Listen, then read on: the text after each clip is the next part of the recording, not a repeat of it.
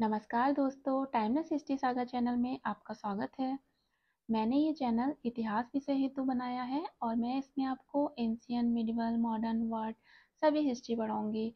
Starting में ancient से करूँगी, उसके बाद वन बाय वन सभी हिस्ट्री पर चर्चा की जाएगी। तो आइए, इतिहास विषय को पढ़ने से पहले हम इतिहास विषय के बारे में कुछ जान लेते हैं। जैसा कि आप सबको पता है कि इतिहास बहुत बड़ा विषय है और इसमें जितना भी पढ़ो कम ही लगता है। तो होता है कि हम इतिहास में जैसे-जैसे आगे बढ़ते जाते हैं, पीछे का भूलते जाते हैं। तो हमें इतिहास को इस तरीके से पढ़ना है कि हम पीछे का भूलें ना। तो मैं कोशिश करूँगी कि मैं इतिहास को इस तरीके से पढ़ाऊँ कि आप इतिहास को भूलो ही ना।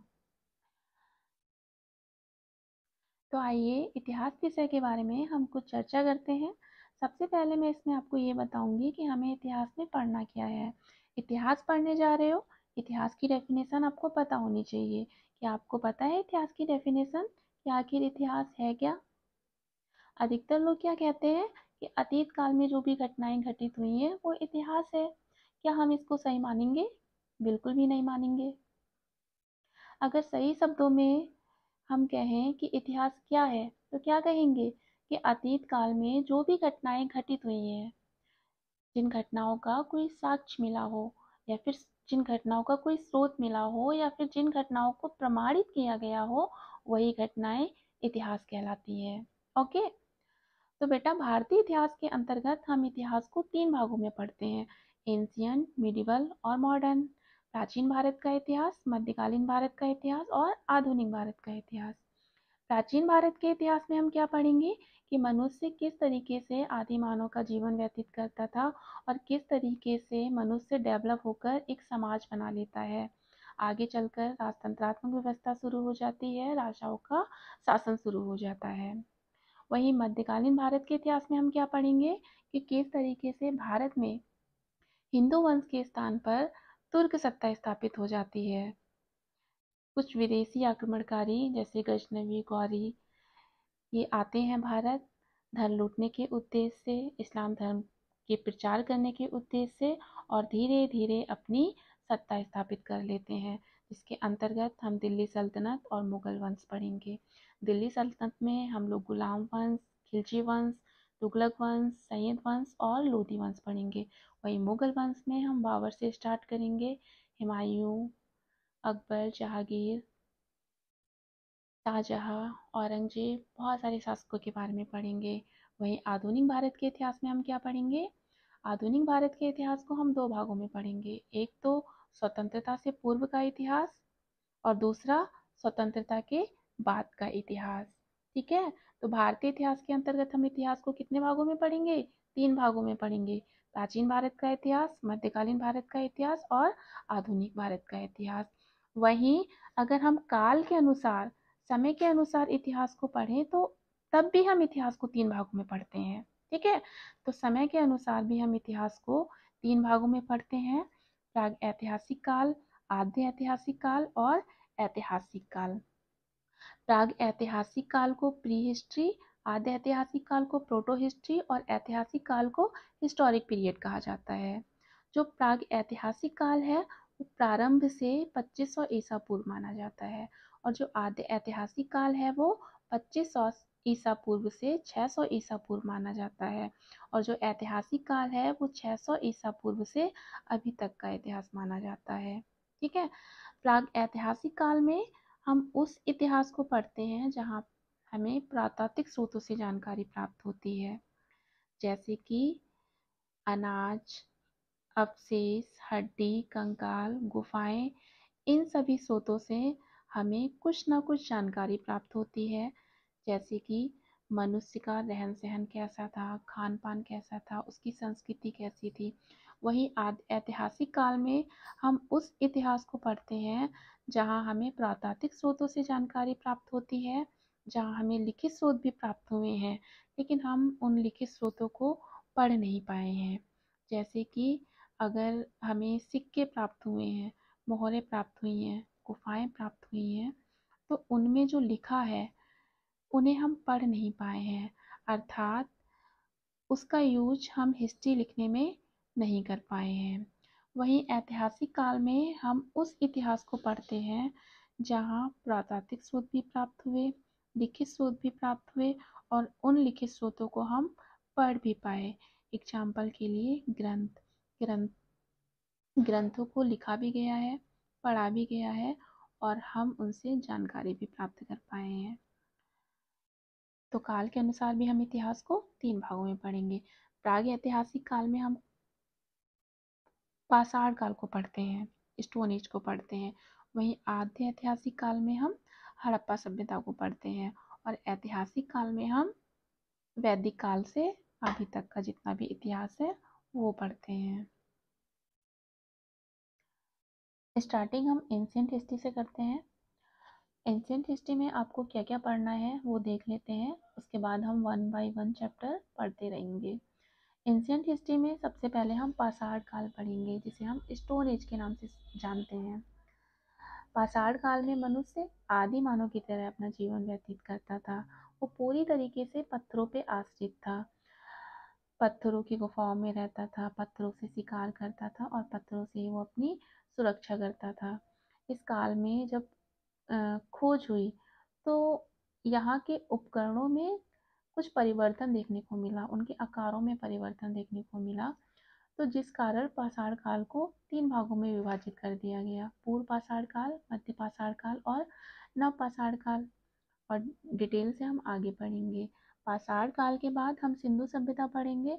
सिंधु सभ्यता जो भारत की सबसे प्राचीनतम सभ्यता है और विश्व की महत्वपूर्ण सभ्यताओं में से भी ये एक सभ्यता थी। ये पहली नगरीय सभ्यता थी। क्यों? क्योंकि मनुष्य ने यहाँ पे पूरी तरीके से डेवलप कर लिया था, पक्की ईंटों के मकानों में रहने लगा था, यहाँ पे पक्की नालियों की व्यवस्था थी, पक्की सड़कें थी और डिटेल से हम आगे पढ़ेंगे।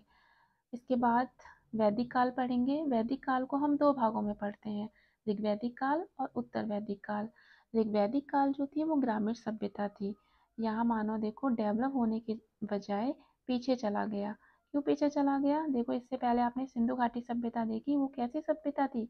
एक नगरीय सभ्यता थी। और ये कैसी सभ्यता है? ग्रामीण सभ्यता है। यानी कि नगर बड़ा है या ग्राम बड़ा है? नगर बड़ा है। ठीक है, तो यहाँ देखो मनुष्य डेवलप होने के बजाय पीछे चला गया है। जो यहाँ का मानव था वो चरवाहे के रूप में घूमते रहता था और वो फिर से कच्चे मकानों में रहने लगा था और यहाँ पे इनकम का जो सोर्स था वो पशुपालन था। ठीक है, वहीं हम उत्तर वैदिक काल की बात करें तो ऋग्वैदिक और उत्तर वैदिक काल के बीच में एक धातु की खोज हुई, लोहे की खोज हुई और लोहे की खोज ने एक क्रांतिकारी परिवर्तन किया। लोहे की खोज से क्या हुआ? मनुष्य ने लोहे से औजार बनाना शुरू किया और उन औजारों का प्रयोग मनुष्य ने कृषि के लिए किया और जंगलों को साफ करने में किया। तो जंगलों को साफ करके मनुष्य ने छोटे छोटे जनपद बना दिए। ठीक है, तो जो लोग चरवाहे के रूप में घूमते थे वही लोग अब जनपद बनाकर राज्य करना शुरू कर देते हैं। और कृषि का भी विकास हुआ। जब कृषि का विकास हुआ तो हमारी आर्थिक कंडीशन अच्छी हुई। जब आर्थिक कंडीशन अच्छी होगी तो सामाजिक कंडीशन अपने आप अच्छी हो जाएगी। ठीक है, तो वैदिक काल को आप 2 भागों में पढ़ोगे, ऋग्वैदिक काल और उत्तर वैदिक काल। वैदिक काल के बाद आप महाजनपद काल को पढ़ोगे। महाजनपद काल में हम 16 जनपद के बारे में पढ़ेंगे, जिसमें सबसे शक्तिशाली जनपद के रूप में मगध का उदय हुआ था और यहीं से राजतंत्रात्मक व्यवस्था शुरू हुई थी। ठीक है, जो 16 जनपद थे उन 16 जनपदों में छोटे छोटे राजाओं का अधिकार होता है और उन छोटे छोटे जनपदों में जो सबसे शक्तिशाली जनपद के रूप में उभर कर आता है वो मगध आता है। मगध का साम्राज्य आगे बढ़ता है और यहाँ बहुत सारे राजवंशों ने शासन करना शुरू किया, जैसे कि हर्यक वंश, शिशुनाग वंश, नंद वंश और मौर्य वंश। आगे को आप लोग डिटेल से पढ़ोगे। वहीं आगे चलकर क्या होता है कि जब हम वैदिक काल पढ़ रहे थे तो उत्तर वैदिक काल में जो यज्ञ वगैरह थे, कर्म कांड थे, उनमें बहुत ज़्यादा वृद्धि हो गई थी, क्योंकि यहाँ पर वर्ण व्यवस्था अस्तित्व में आ गई थी। लोगों को उनके काम के आधार पर नहीं बल्कि उनके जन्म के आधार पर 4 वर्णों में विभाजित कर दिया गया था। जैसे कि अगर ब्राह्मण के घर में कोई जन्म लेता है तो वो ब्राह्मण होगा, क्षत्रिय के घर में कोई जन्म लेता है तो वो क्षत्रिय होगा। तो ब्राह्मण और क्षत्रिय लोगों का समाज में बहुत ज़्यादा वर्चस्व था, और वैश्य और शूद्रों की जो स्थिति थी वो बहुत ज़्यादा दयनीय हो गई थी। तो ऐसी कंडीशन में दो नई विचारधारा का जन्म हुआ, बौद्ध और जैन धर्म। तो लोग ये यज्ञ कर्म कांड से दूर होना चाह रहे थे, और इसी समय बौद्ध और जैन धर्म का उदय हुआ। तो लोग बौद्ध और जैन धर्म से बहुत ज़्यादा जुड़ने लगे थे। बौद्ध धर्म और जैन धर्म को हम डिटेल से आगे पढ़ेंगे। बौद्ध धर्म जैन धर्म के बाद आप लोग मौर्य काल पढ़ोगे। मौर्य काल में आप लोग अच्छे अच्छे राजाओं के बारे में पढ़ोगे। चंद्रगुप्त मौर्य, अशोक, बहुत सारे राजा हैं, शक्तिशाली राजा। मौर्य काल के बाद मौर्योत्तर काल पढ़ोगे, जब मौर्य साम्राज्य का पतन होने लगा था और नए छोटे छोटे राज्य अस्तित्व में आने लगे थे। उत्तर और दक्षिण भारत दोनों में ही नए छोटे छोटे वंशों का उदय हो रहा था। मौर्योत्तर काल के बाद आप लोग गुप्त काल पढ़ोगे। गुप्त काल में भी बहुत अच्छे अच्छे राजाओं के बारे में पढ़ोगे, बहुत शक्तिशाली राजाओं के बारे में पढ़ोगे। गुप्त काल के बाद गुप्तोत्तर काल के बारे में पढ़ोगे, जब काल का गुप्त साम्राज्य का पतन होने लगा था। तो आगे हम लोग चैप्टर वाइज चैप्टर स्टार्ट करेंगे। बस यहाँ मैंने आपको समझा दिया है कि आपको हिस्ट्री में पढ़ना क्या है। तो एक बार और फिर से बता देती हूँ कि सबसे पहले आप ये जान लो कि भारतीय इतिहास के अंतर्गत इतिहास को हम 3 भागों में पढ़ेंगे: एंशियंट, मिडिवल और मॉडर्न। प्राचीन भारत का इतिहास, मध्यकालीन भारत का इतिहास और आधुनिक भारत का इतिहास। इसमें आपको क्या क्या पढ़ना है वो मैंने बता दिया। वही मैंने ये भी बताया था कि काल के अनुसार भी हम इतिहास को 3 भागों में पढ़ेंगे: प्राग ऐतिहासिक काल, आद्य ऐतिहासिक काल और ऐतिहासिक काल। और उसके बाद मैंने ये बताया था कि एंशियंट हिस्ट्री में हमें क्या क्या पढ़ना है, वो हमने देख लिया। बस आज की वीडियो यही मैं समाप्त करती हूँ।